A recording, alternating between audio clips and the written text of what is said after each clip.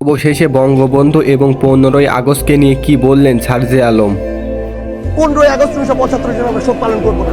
আপনি দেখেছিলেন ওই 15ই আগস্ট 1975 যখন এই ঘটনাটি ঘটে পুরো বাংলাদেশ ব্যাপী মিষ্টি বিতরণ হয়েছিল। কারণ কি? কারণ ওই 72 থেকে 75 ঘটনা যদি দেখেন তখন স্বৈরাচার বা ফ্যাসিস্টের চরম একটি মাত্রা ছিল। ইতিহাস ঘাটলে আমরা এটি দেখতে পাই যে তখন আসলে আলটিমেটলি যা হয়েছিল এক জায়গার নির্দেশ থেকে হয়েছিল।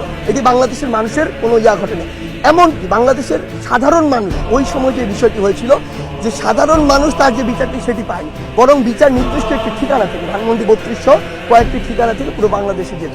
সো ওই সময় সামগ্রিক একটি বিপ্লবের ফল ওটি ছিল। আসলে আপনি যাদেরকে আজকে মানে দোষ দিয়ে ফাঁসিতে ঝুলাচ্ছেন, দেশের বাইরে পাচার করছেন, তাদের সাথে কি হয়েছিল আপনি সেটি কেন বলছেন না? বিগত 16 বছর ধরে আপনি এটি বলেন নাই, কারণ বললে হয় আপনার চাকরি থাকতো না, হয় মিডিয়া থাকতো না। This is the reality. So fact হচ্ছে আলটিমেটলি আপনার পিছনের ঘটনার দিকে যেতে হবে।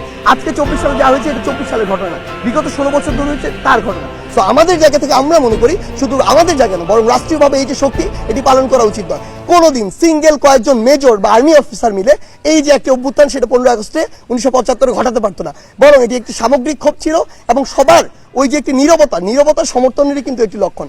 সেই জায়গা থেকে আমরা বিশ্বাস করি যে এই আপনি যে কথাটি বলছেন এটিতে আমরা সমর্থন করি না।